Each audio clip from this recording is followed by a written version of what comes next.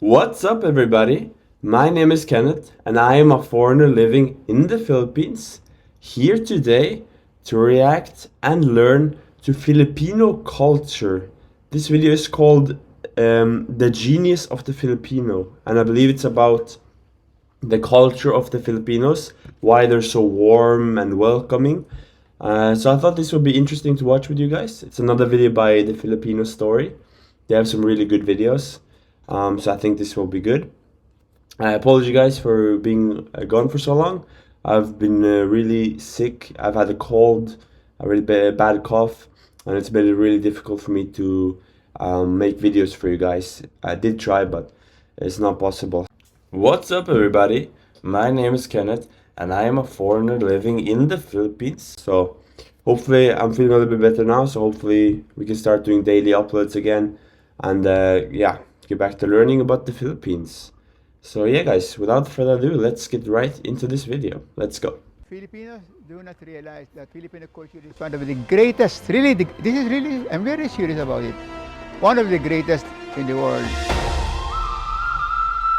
I believe that if it comes to like happiness and stuff, I think Filipinos are really happy compared to some other countries. So in that aspect, I definitely think it's one of the greatest cultures. I can see that. I am Felipe De Leon Jr.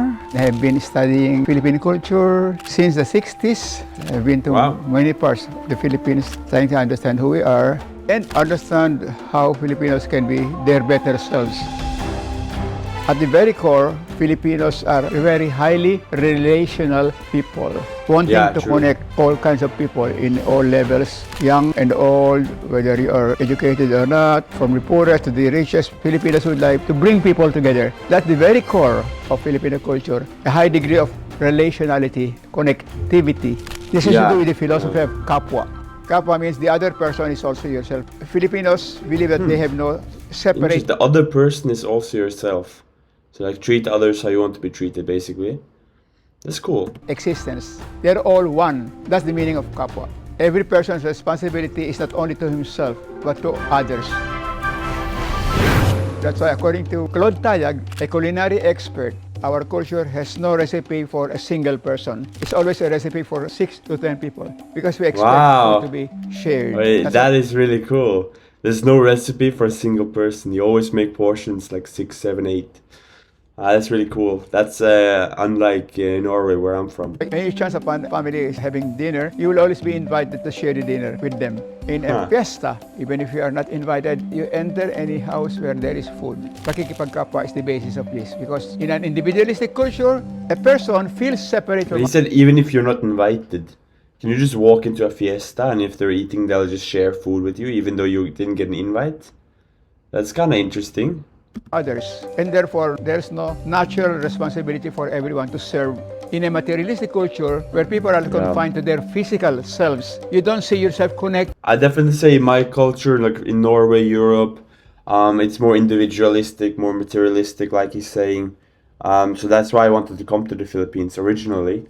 It's because everyone's so warm here, and it's a big change from Europe, and it feels really good. It's like being on vacation. I mean, I literally am, but it's like relieving to be around people like that, compared to how it is back in Norway. To others, because connectedness has to do with a spiritual belief, no? That the Spirit of God connects us all to one another. So this is the very essence of Filipino culture, a culture of sharing, a culture that would like to bring people together.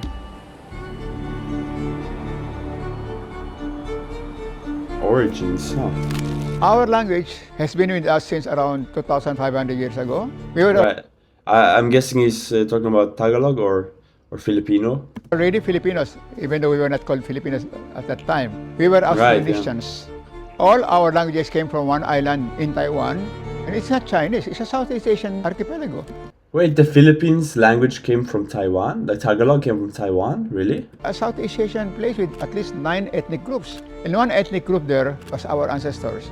This ethnic group went down. Wait, what? I didn't learn about any of this.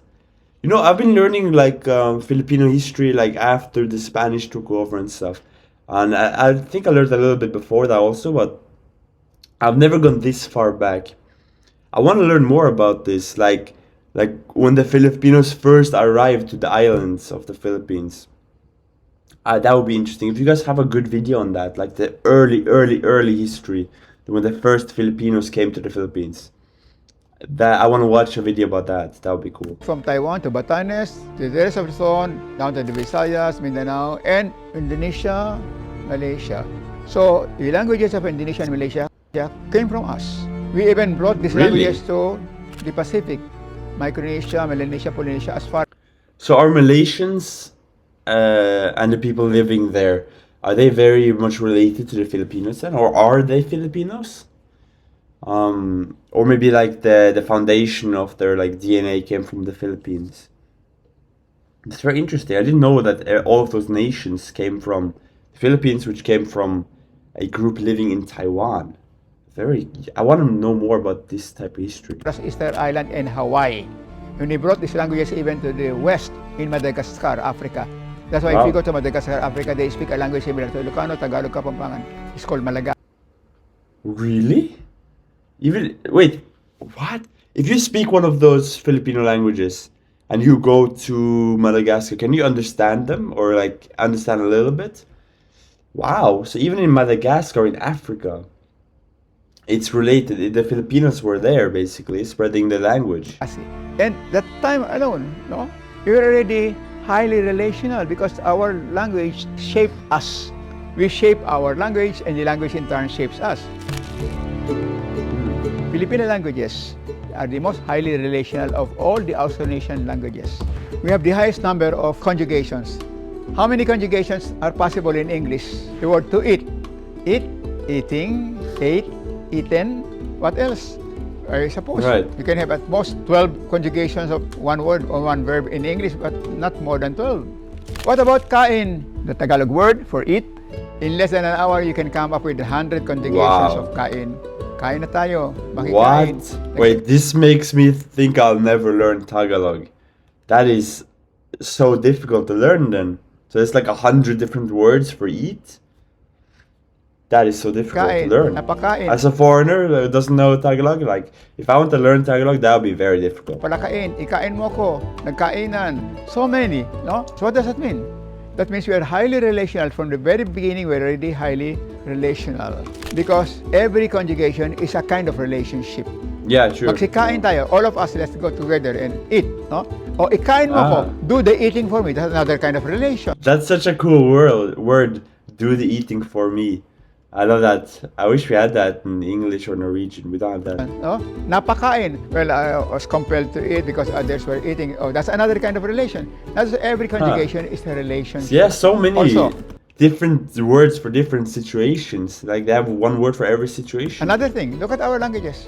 It has very fine nuances for relationships. I don't know of any single word in English that refers to a group action. A verb like magsilabas. Magsilabas. All of you go out. Or magkainan tayo. Together, let's eat.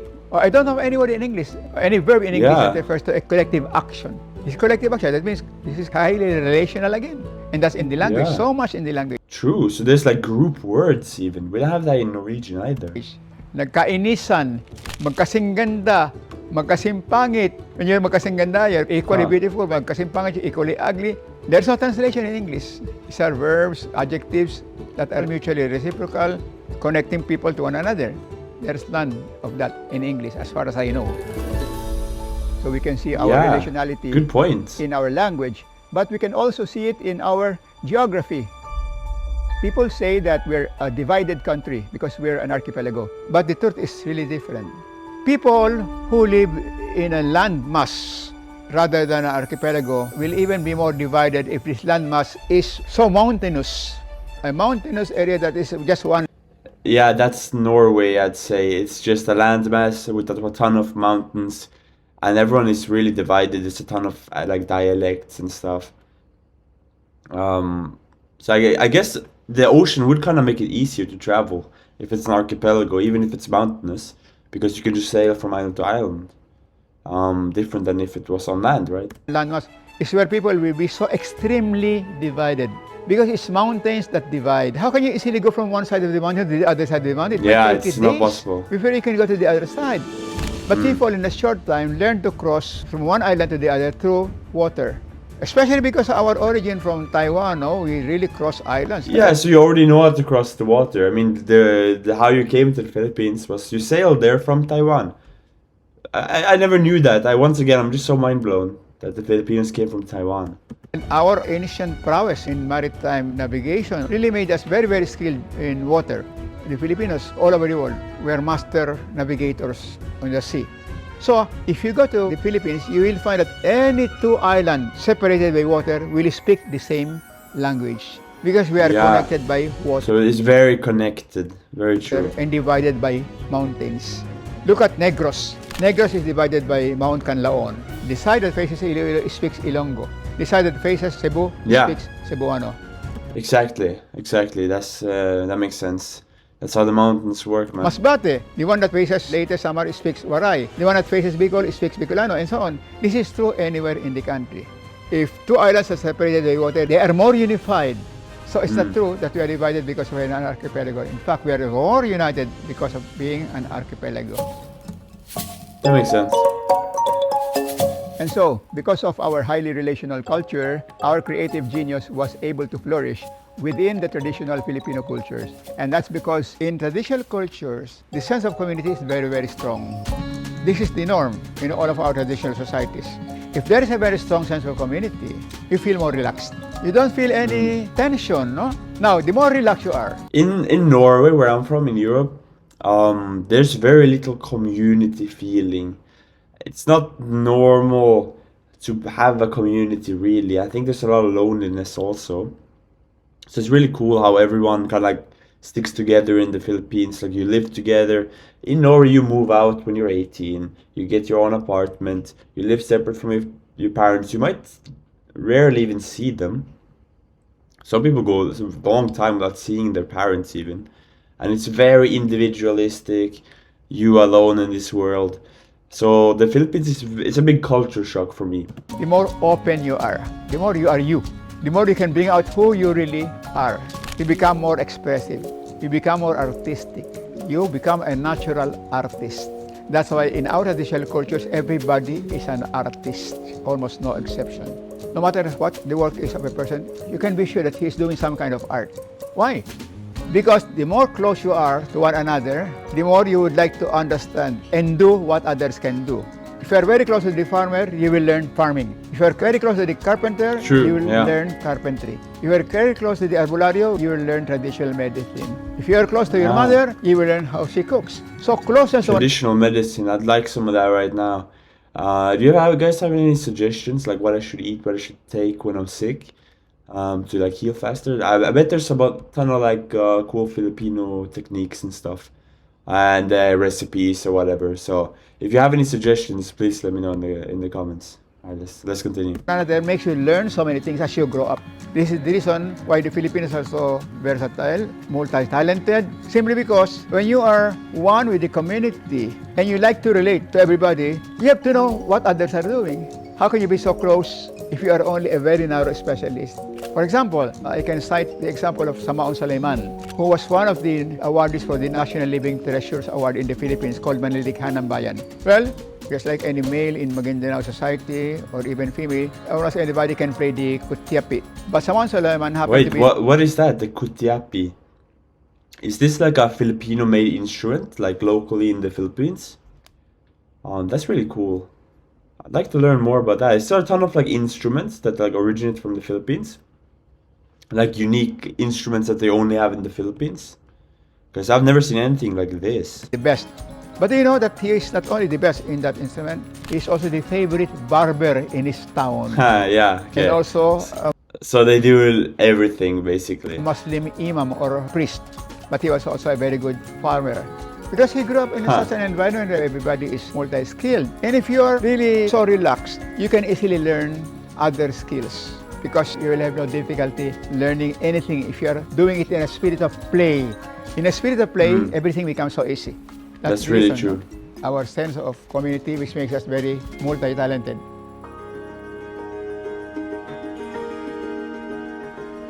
My Filipino dream is... that's really beautiful. It looks like the Filipino flag. This is probably on purpose, but this looks really beautiful. It's like turning the flag into a picture. My Filipino dream is for Filipinos to be educated in their culture. Filipinos do not realize that Filipino culture is one of the greatest in the world because of the philosophy of Kapwa. If we are one, we have a shared responsibility for one another. This is a very profound philosophy.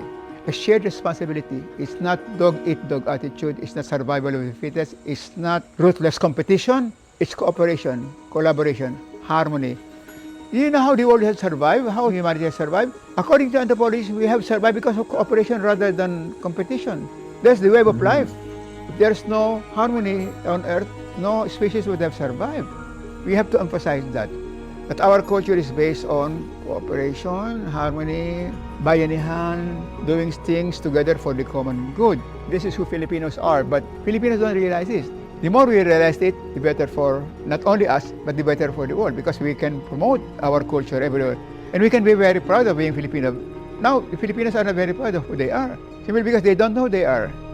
Is that true? Secondly, I'd like Filipinos to discover how different. Is that true that Filipinos aren't really proud of who they are? I feel like Filipinos have a strong identity in being Filipino. From my perspective, they know what to be proud of. They're proud to be Filipino, and they don't have anything against showing that to people. While in Europe, being proud of your country is often seen as something negative, to be honest. Like, you're not really allowed to do it. You can be a little bit proud, but if you're too proud, then you're weird. And so I didn't think the Philippines had a problem with this. But yeah, definitely what he's saying. And there's a lot of stuff to be proud of, right? So makes sense. Different we are from one another. The first one is how we are one, no? But the second is our diversity. We have at least 131 languages in this country. It's crazy. Because the older a society is, the more languages it has. A young society will not have its own languages. Singapore, Australia, Canada, they still use English or French because they are new societies. That means if we have 131 languages, that means we are a very old culture. We are at least 50,000 years old. We are a new nation, but we are a very old people. If we have 131 languages, that means we have so many different cultures. The basic subject that I wish Filipinos to learn, aside from the concept of Kapwa, how we are one, is how rich we are in terms of cultural diversity. Knowing all kinds of Filipinos and their cultural genius. This is the best way to make the Filipinos proud of themselves, because the more Filipinos know about Kapwa, and the more they know about this diversity. Yeah, because it is very unique, Kapwa and stuff. For me it is. I don't know if it's unique in Asia, but for Europe it's very unique, it's very different. So it definitely is something to you have to know about and then to be proud of it, right? How rich they are, the more they will love the country, and they will no longer fight against one another. Yeah. They will have a strong sense of identity. They will know that all Filipinos are one.